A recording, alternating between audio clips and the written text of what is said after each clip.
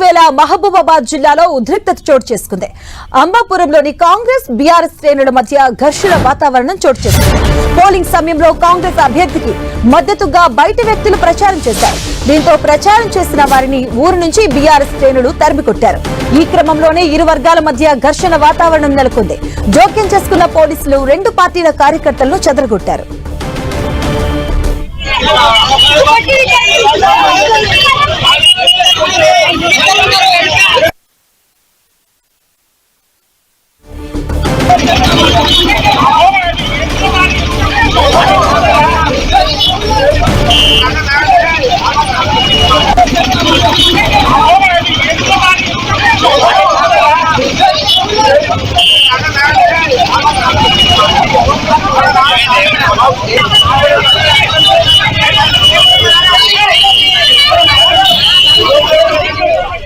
ఇక పోలింగ్ వేళ మహబూబాబాద్ జిల్లాలో ఉద్రిక్తత చోటు చేసుకుంది. దీనికి సంబంధించిన పూర్తి అప్డేట్స్ మా కరెస్పాండెంట్ కేకే అందిస్తారు. కేకే,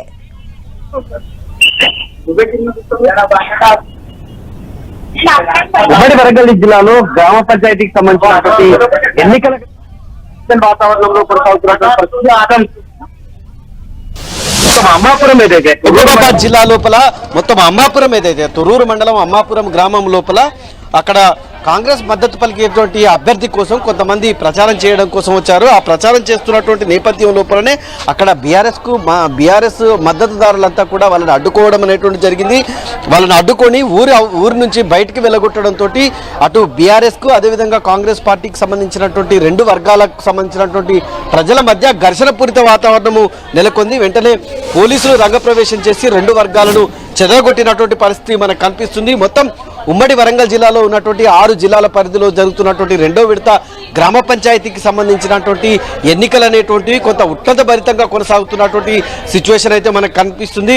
ప్రధానంగా వరంగల్ జిల్లా ఏదైతే ఉందో వరంగల్ జిల్లాలో జరుగుతున్నటువంటి ఎన్నికలు అనేటువంటి ఆసక్తికరమైనటువంటి సిచ్యువేషన్ అయితే నెలకొంది. ఇక్కడ మంత్రి కొండా సురేఖ అదేవిధంగా అదే పార్టీకి సంబంధించినటువంటి పరకాల ఎమ్మెల్యే రేవూరి ప్రకాష్ రెడ్డికి సంబంధించిన మద్దతుదారులు ఏదైతే ఉందో రెండు వర్గాలుగా ఇక్కడ పోటీ చేయడం, ఇక్కడ ఈ గీసుకొండ మండలం అదేవిధంగా సంఘం అంటే ఈ మండలాల లోపల చాలా ఆసక్తికరమైనటువంటి ఒడంబడికలు మద్దతు అనేటువంటిది కొనసాగడంతో అక్కడ ఆయా పోలింగ్ కేంద్రాల లోపల చాలా టెన్షన్ వాతావరణం అయితే నెలకొంది. అటు ఒకే పార్టీకి సంబంధించినటువంటి రెండు వర్గాలకు సంబంధించినటువంటి మద్దతుదారులు డి అంటే డి అని పోటీ పడడం గ్రామీణ ప్రాంతాల లోపల కొంత ఉత్కంఠ అయితే కొనసాగుతుంది. ఇక నర్సంపేట నియోజకవర్గం చూస్తే నర్సంపేట నియోజకవర్గంలో అటు బీఆర్ఎస్కు సంబంధించినటువంటి మద్దతుదారులు అదేవిధంగా కాంగ్రెస్కు సంబంధించినటువంటి మద్దతుదారులు మధ్య ఆసక్తికరమైనటువంటి పోటీ టెన్షన్ అంటే నువ్వా నేనా అనేటువంటి రీతి లోపల మొత్తంగా కూడా ఆయా పార్టీలకు సంబంధించినటువంటి మద్దతుదారులు ఎవరైతే ఉన్నారో వాళ్ళంతా కూడా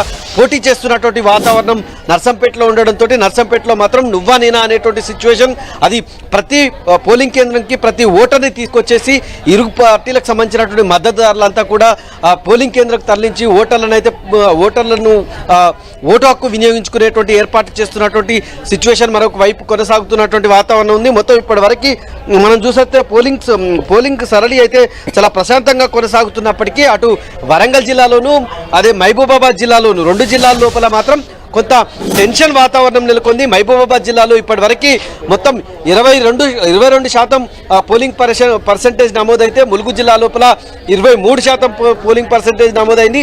హన్మకొండ జిల్లాలో 21% పోలింగ్ పర్సెంటేజ్ నమోదైంది.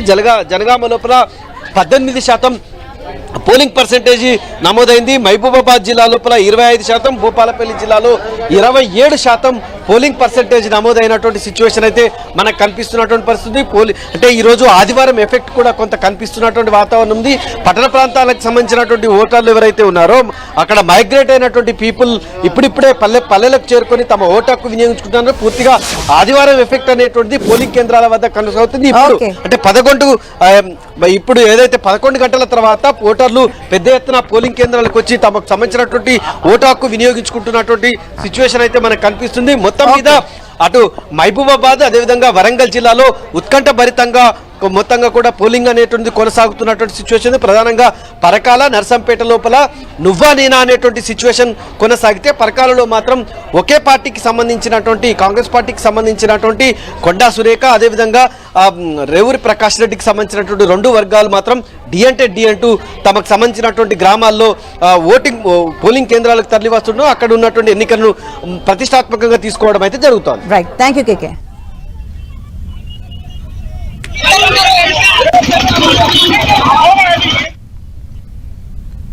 నిజామాబాద్ జిల్లాలో పోలింగ్ కేంద్రం దగ్గర ఘర్షణ చోటు చేసుకుంది. డిచ్పల్లి మండలం ధర్మారంలో ఇరు వర్గాల మధ్య వాగ్వాదం తలెత్తి తీవ్ర ఘర్షణకు దారితీసింది. ఓట్ల విషయంలోనే రెండు వర్గాల మధ్య ఘర్షణ జరిగినట్టుగా సమాచారం.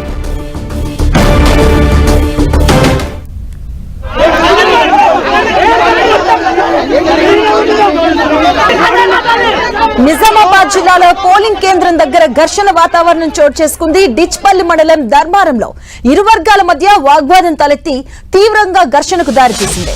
ఓట్ల విషయంలోనే రెండు వర్గాల మధ్య ఈ ఘర్షణ జరిగినట్టుగా సమాచారం.